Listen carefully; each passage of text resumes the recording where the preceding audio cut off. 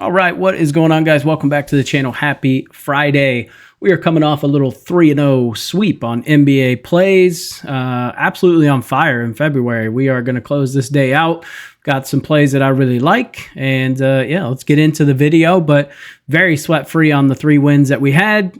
We had Jamal Murray under 9.5 rebounds and assists. He finished at 8, had 3 at halftime. Brook Lopez over 11.5 points. He hit that in the first half. And we had Wendell Carter Jr. over, I want to say 16.5 points plus rebounds. He almost smashed that at halftime. So he hit that very early in the third quarter. So just a very easy 3-0 sweep. We had 5 plays. 2 players didn't play.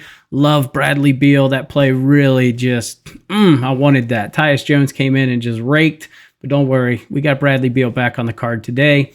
Yeah, we got 10 games. We're going to talk about them all, and then I will give you guys my best bets. Make sure you guys like, comment, and subscribe to the channel. Absolutely free. Join the Discord. These plays were given out 2 hours ago in the Discord. So some of these lines have probably moved. But if you're in the Discord, you get them literally as I am about to bet them. I finish it up and throw it straight in the Discord, and then I bet them. So there's probably times the Discord might get the plays before even I do. But yeah, let's talk a little bit about this.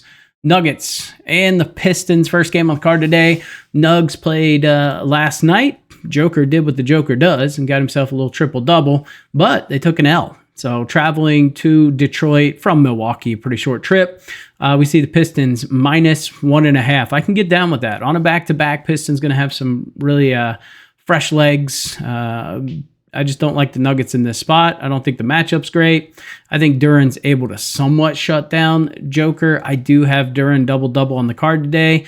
I do get a little nervous taking Duren double-double against the Nugs because he's an idiot and he loves to foul. So that's the only thing I think that stops this play from cashing, but at minus 110, I'll take it all day. So like I said, Pistons minus 1.5. Cavs in the Celtics. Cavs getting 2.5 on the road against the Celtics. Celtics have looked good. I think Brown is a game-time decision. Everybody else should play. I don't love this spot for the Cavs. It's just not a great matchup, in my opinion. I think the Celtics get the job done, so give me the Celtics minus 2.5 at home. Thunder and the Hawks. We see the Hawks getting 12.5 at home against the Thunder. I hate this spot for both teams. I don't touch this. I don't trust the Hawks enough. And the Thunder sometimes just get a little lazy at the end and let teams sneak back in and backdoor cover. That said, I would lean Thunder minus 12.5. Over-under of 243.5. I think that is pretty high. I just don't trust the Hawks to make shots. I think Trae Young has a terrible matchup today. He'll be on the card today, so give him the under 243.5. Trailblazers and the Nets. We see the Trailblazers getting 1.5. You look over the last month. Trailblazers are one of the best teams in the NBA. No lie. Defensively, they have played phenomenally. And offensively, they've not been bad. So give me the Trailblazers, minus 1.5, going up against a Nets team that really has no identity, no star power. Cam Johnson's going to have to play out of his mind today. Don't love these matchups. So Trailblazers, minus 1.5. Pacers and the Heat. We see Pacers, minus 4.5 on the road against the Heat. I don't trust the Heat to make shit. Pacers have actually looked really good lately. I think Halliburton has a pretty decent night. Almost took his points plus assist over. Didn't pull the trigger on it. Give me the Pacers minus 4.5. Raptors and the Bulls. No Vucevic. Collins has been playing really well. Raptors should have their normal starting 5 in the lineup tonight. I can't trust the Bulls. I just cannot trust this team. I don't like the way they look, and they just suck. And the Raptors actually play defense. So I would lean over 234.5 or Raptors plus 1.5. Might as well just take them on the money line. Knicks and the Grizzlies. Is this the game of the night? I would say, yeah. I would say Knicks Grizzlies game of the night. Knicks on the road getting 3.5 points against the Grizzlies. Grizzlies last game did not look great. Went into overtime to get the win, which helped us cash the Desmond Bane over rebounds and assists prop we had. Give me the Knicks plus 3.5 in this spot. I just think this is a really good spot for the Knicks. Pelicans and the Suns rematch from last night. I think the Suns should get the job done. So give me the Suns minus 7.5. Back-to-back, I highly unlikely we see Zion play. So that's really what kind of leads me down that path. No Zion, this Pelicans team should get torched. Timberwolves and the Jazz, we see the T-Wolves minus 2.5 on the road against the Jazz. This is a crazy low line, although the Timberwolves look like crap against the Lakers last night, came out flat. I mean, flat as a board. Couldn't make shots. I think it's a good bounce back spot for them. The Jazz should have their normal starting five in play today. There's not a lot of props out for this one yet, at least not a couple hours ago anyway. But I will definitely have some plays I'll be putting out in the Discord for this game. I think this is a really good spot, especially with a plus 2.5 over under of 226.5. There's opportunities there. Give me the T-Wolves though. Last game, Clippers and the Lakers.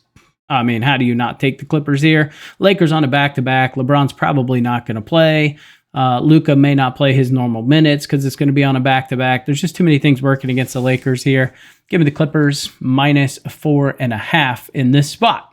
All right, let's get to our card and get you guys on your way. Let's close out February in style, man. We are hitting at a really high clip, so I want to continue that. Let's see if we look so far. We are at 30-9. We are on quite a run. 77% hit rate. That is not sustainable. Like, I want to be extremely truthful about this. I know on Twitter or X or whatever, people say they do that day in and day out.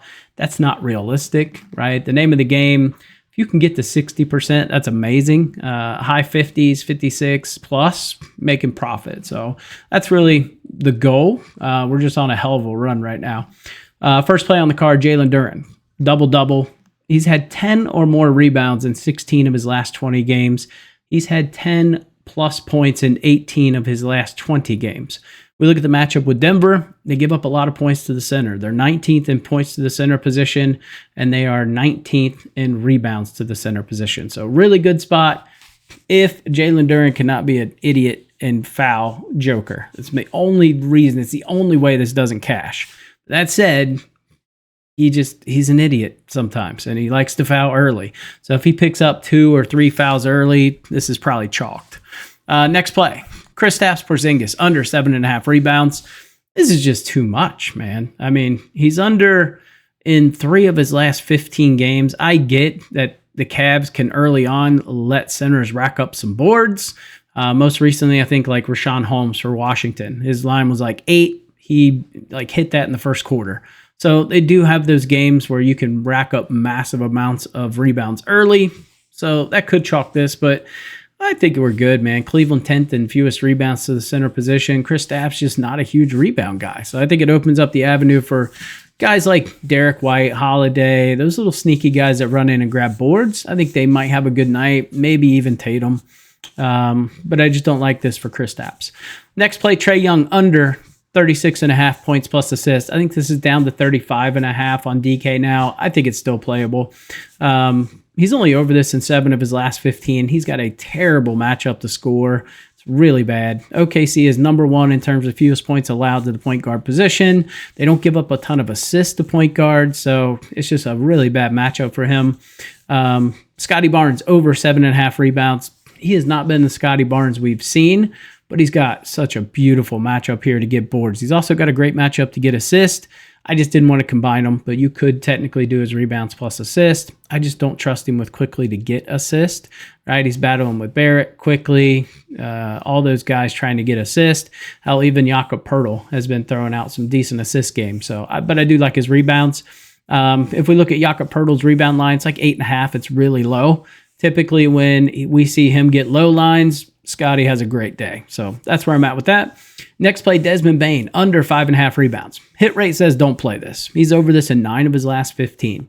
But if we look against the Knicks, they just don't give up a lot of rebounds to the shooting guard position.